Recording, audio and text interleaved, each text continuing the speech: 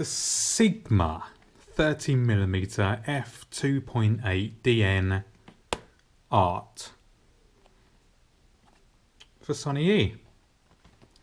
189 bucks.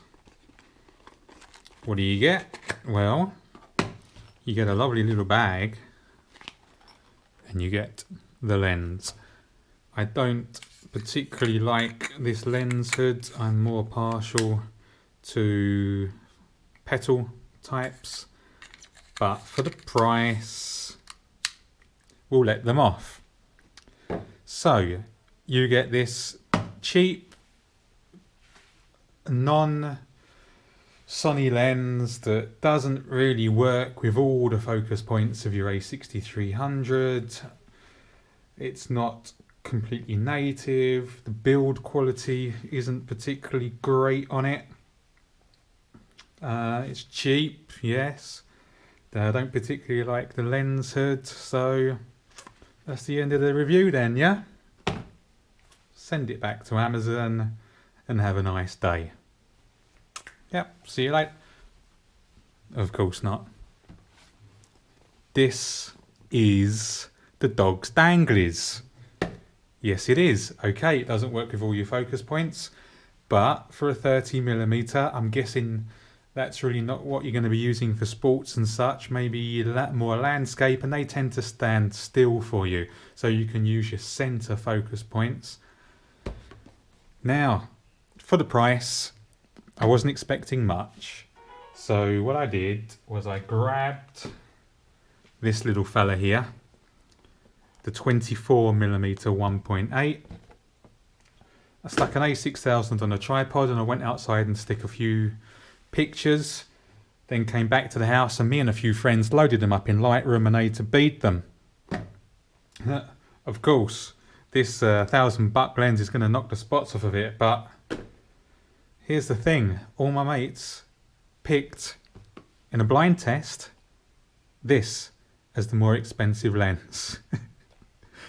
Yeah, can you imagine how that feels when you've got this puppy and it gets slapped down by this?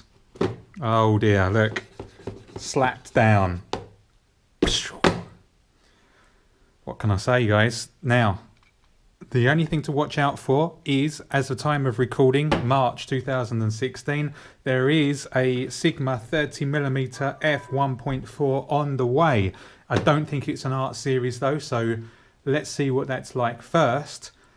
But I'm telling you, this was going to be my walk around lens that was going to be on the camera all the time, and it does a tiny bit better in low light, but not enough to warrant the price difference, I'm afraid.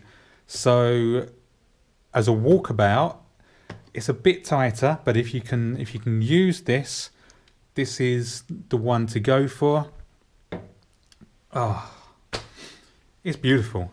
It really is. It's knocked the absolute spots off me for the price.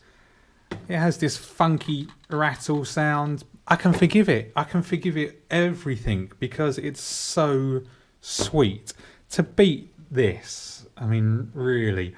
And it didn't just beat it once. I took about 20 pictures and it beat it in all of them. So this has got no excuse. This is going back. That's now 2 Zeiss products that I've had that have not wowed me to their price point. I suppose you get to a point where what better can you see? When I'm paying $1,000 for these, I really want to be wowed, and when I get more wowed by this, there's a problem. Yes, this works with all different autofocus points, but I'll take the hit. I'll take the hit for the image quality. So there you go. I don't like the lens hood, crappy build quality, it rattles, doesn't work with all the autofocus points, and it's a 2.8 rather than a 1.8, but I am saving $800 and that can pay for a trip to go and take thousands more pictures. So there you have it. Go and get yourself the 30mm, or wait and see what my review for the 1.4 is going to bring. But either way, for the money, these little babies are absolutely delicious. In fact, go and order it now. Guys, It's been emotional.